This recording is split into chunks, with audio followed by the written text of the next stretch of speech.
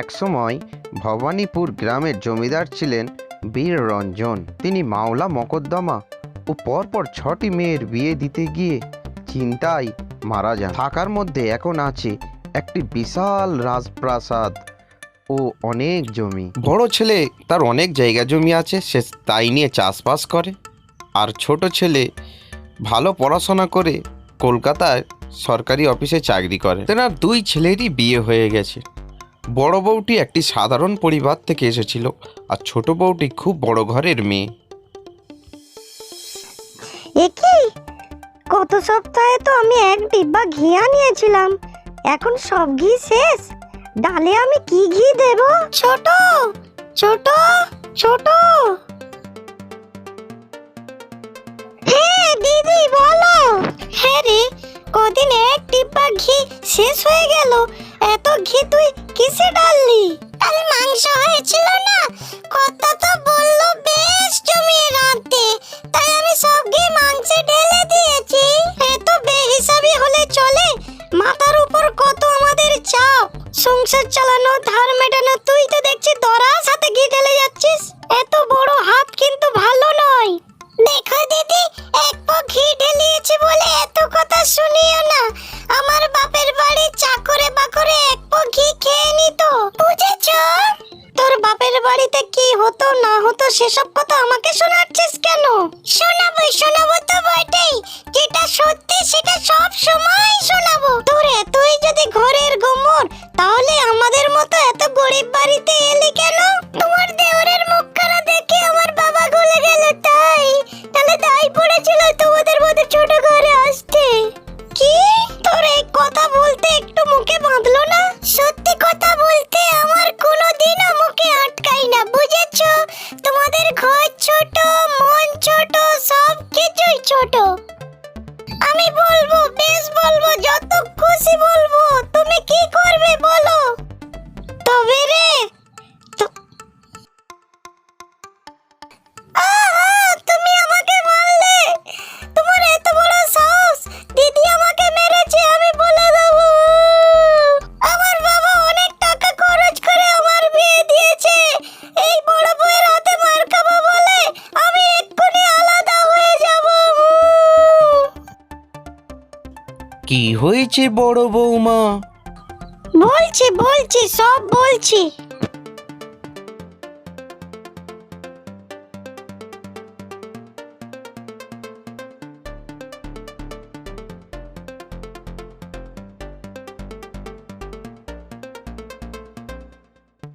হায় ভগবান, কি হবে এখন?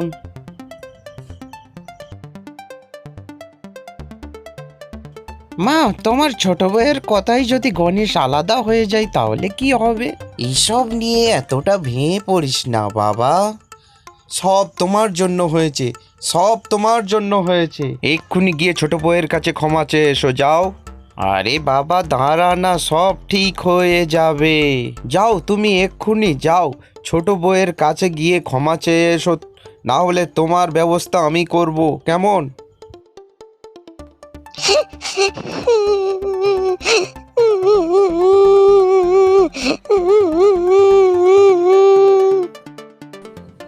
আমাকে ক্ষমা করে দে ছোট।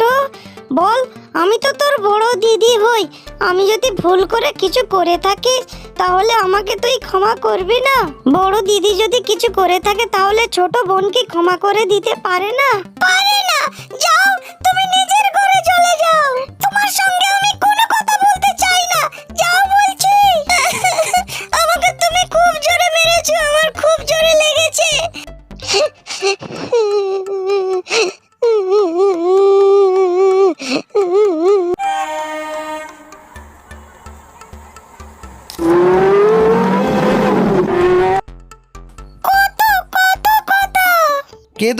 কেঁদো না চম্পা, আমি যখন এসে গেছি এর একটা সুরাহা করেই ছাড়বো আমি। সেই তো মা বউদের কথা শুনে তুমি গলে যাবে। একটা কথা আমি তোমাকে স্পষ্ট করে বলে দিচ্ছি, আমি আর এক সংসারে থাকবো না, আমি আলাদা হয়ে যাবই। আমার তো কোয়ার্টার এখন ফাঁকাই পড়ে আছে, সেখানে আমরা গিয়ে নতুন করে সংসার পাতবো। কেঁদো না লক্ষ্মীটি, কেঁদো না, তুমি আর কেঁদো না। আর তোমাকে কোনো চিন্তা করতে হবে না, আমি তোমাকে এখান থেকে নিয়ে চলে যাব। তুমি তো শুধু মুখেই বলো, কাজে করে দেখাতে পারো না। আর মা দাদা যদি কিছু বলে তাদের কথাই গলে যাও।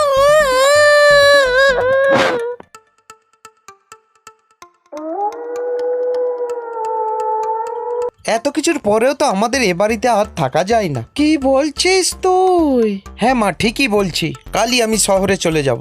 পাগলামি করিস না বাবা, আলাদা হয়ে গেলে লোকে কি বলবে? লোকের কথাই আমি ধার ধারি না মা।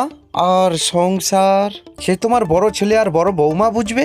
তোর বাবা চলে যাবার পর তোদের দুই ভাইকে নিয়ে বুকে করে অনেক আশা করেছিলাম, সেই বুকটা তুই এমন করে ভেঙে দিবি?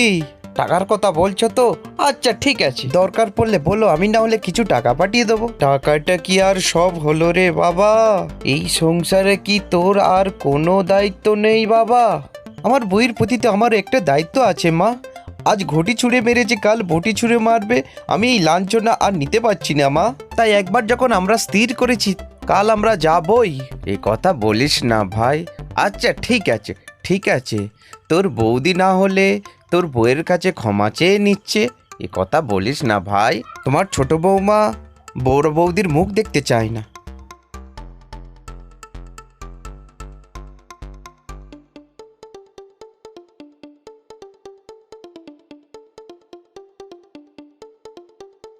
ব্যাস, সব জানিয়ে দিলাম। আরে শুনছো কি বলছি? কাল কিন্তু আমরা সকাল সকাল বেরিয়ে পড়বো, কেমন? যাব বাবা, এই তো আলাদা হয়ে যাবার জন্য লাফাচ্ছিলে, এই আলাদা হবার কথা শুনে একটু উৎসাহ হচ্ছে না বাবা? সব যতই দোষ আমি করলাম নাকি? জানি না বাবা, মেয়েদের মনের কথা বোঝা কার সাধ্যি আছে। উফ, আর ভালো লাগে না।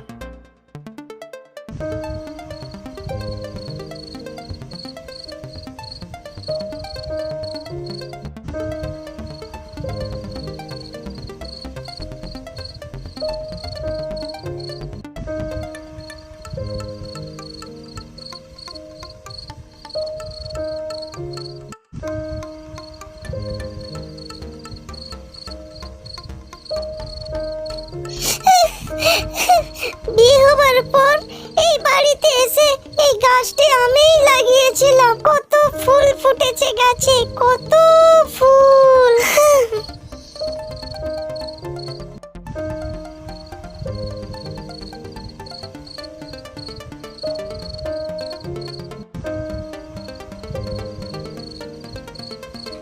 দেখেছেন মা, আমাদের ছোট বউ কত লক্ষ্মী বউ। রান্নাঘরে পা দিতেই না দিতেই দুধ উতলে পড়েছে। সবকিছু শিখিয়ে পড়িয়ে দেবে তো আমায়? নিশ্চয়ই দেব। আজ থেকে তুই তো আমার নিজের ছোট বোন।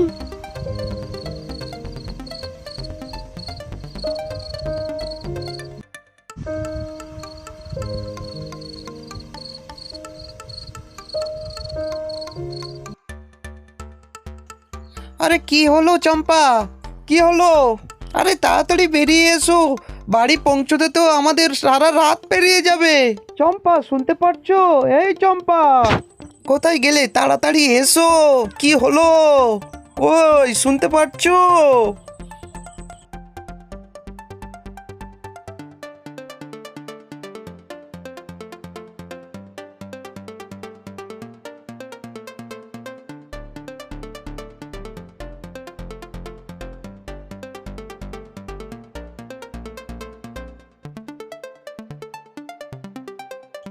এ নাও, তাড়াতাড়ি গাড়িতে ওঠো, তাড়াতাড়ি নাও। উফ, আর ভালো লাগে না, তাড়াতাড়ি নাও।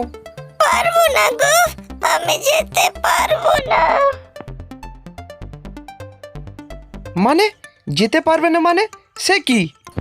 আমি বড় ঘরের মেয়ে, আমাদের বাড়িতে অনেক লোক, অনেক বাড়ি, কিন্তু আমি এ বাড়িতে এসে সত্যিকারের ভালোবাসা পেয়েছি। না হলেও আমি মাকে পেয়েছি, বড় দিদিকে পেয়েছি। এসব ছেড়ে আমি ওই শহরের দুকামরা কোয়ার্টার ঘরে থাকতে পারবো না, আমি যাব না। আমাকে তোমরা সবাই ক্ষমা করে দাও। বন্ধুরা এরকম ধরনের আরো নিত্য নতুন ভিডিও পেতে আমাদের চ্যানেলটিকে প্লিজ সাবস্ক্রাইব করে দাও আর লাইক করে দাও।